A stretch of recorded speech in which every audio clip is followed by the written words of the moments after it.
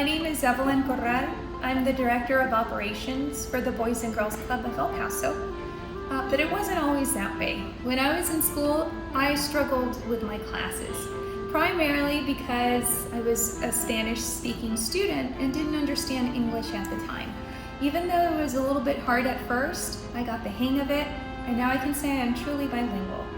So before I became the Director of Field Operations for the Boys and Girls Club, I taught elementary school, and I've also taught technology to teachers at one of our school districts.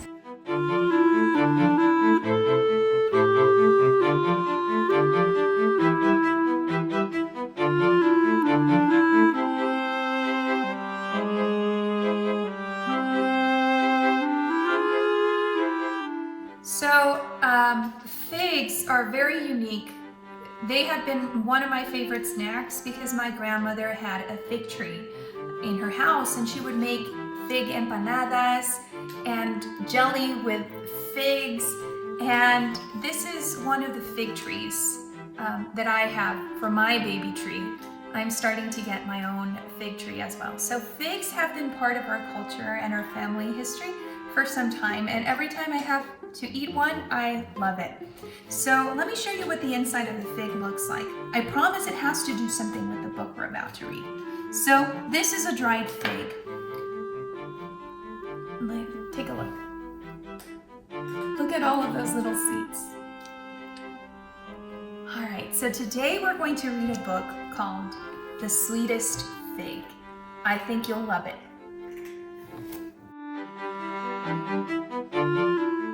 The Sweetest Fig by Chris Van Allsburg. Monsieur Bubon, the dentist, was a very fuzzy man.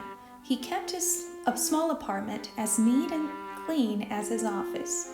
If his dog Marcel jumped on the furniture, Bubon was sure to teach him a lesson. Except on Bastille Day, the poor animal was not even allowed to bark. One morning, Bubon met an old woman awaiting at his office door. She had a toothache and begged the dentist to help. "But you have no appointment," he told her. The woman moaned. Bubon looked at his watch. Perhaps there was time to make a few extra francs. He took her inside and looked in her mouth. "This tooth must come out," he said with a smile. When he was done, the dentist said, "I will give you some pills to kill the pain." The old woman was very grateful. "I can't pay you in money, but I have something much better." She took 2 figs from her pocket and handed them to Bibit. "Figs?" he said angrily. "These figs are very special," the woman whispered. "They can make your dreams come true." She winked at him and put her finger on her lips. It was clear to Bibot that the woman was crazy. He set the figs down and took her by the arm. When she reminded him about the pills, he said, "I'm sorry, only for paying customers," and shoved her out the door. That evening, Bibot took his little dog to the park. Poor Marcel loved to sniff the tree trunks and bushes, but whenever he stopped, Bibot would pull sharply on the leash.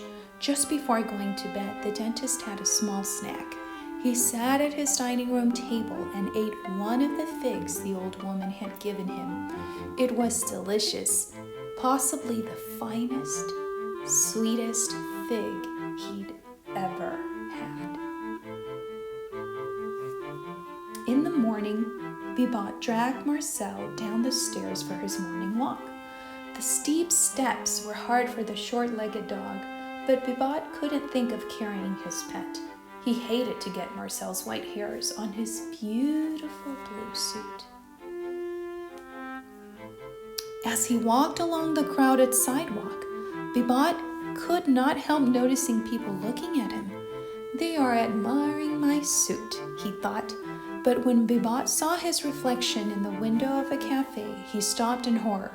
He was dressed only in his underwear. The dentist turned and ran into an alley. Sacre bleu, he thought. What has happened to my clothes?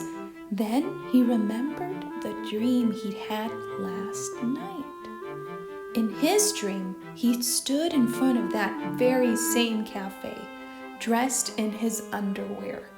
Something else had happened in his dream, and Bibat struggled to recall it.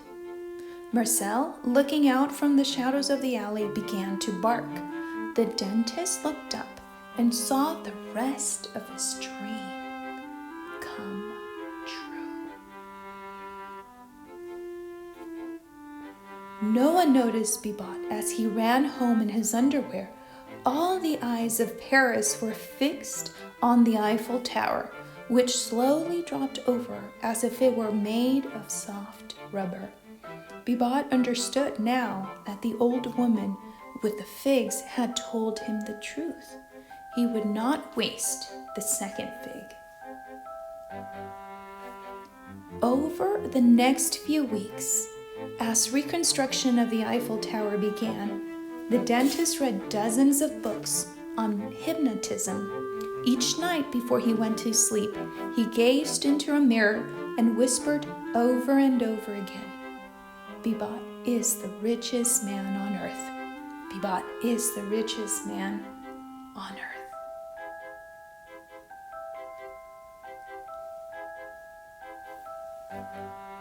Soon, in his dreams, that's exactly what he was. As he slept, the dentist saw himself steering his speedboat, flying his aeroplane, and living in luxury on the Riviera. Night after night, it was the same. One evening, Bibat took the second fig from his cardboard. It could not last forever. Tonight, he thought, is the night. He put the ripe fruit on a dish and set it on his table. Tomorrow, he would wake up the richest man in the world. He looked down at Marcel and smiled. A little dog would not be coming along. In his dreams, Bibat had Great Danes. As the dentist reached into his cupboard to take out some cheese, he heard the crash of breaking china. He turned to see Marcel standing on a chair with his front paws on the table, chewing the last of the fig. Bibat was furious. He chased the dog around the apartment. When Marcel ran beneath the bed, Bibat yelled at him, "Tomorrow I'll teach you a lesson you'll never forget." Then the dentist, angry and heartbroken, went to sleep. When he woke up the next morning, Bibat was confused. He was not in his bed. He was beneath it. Suddenly a face appeared in front of him. His own face. "Time for your walk," it said. "Come to Marcel." A hand reached down and grabbed him. Bibat tried to yell, but all he could do was bark.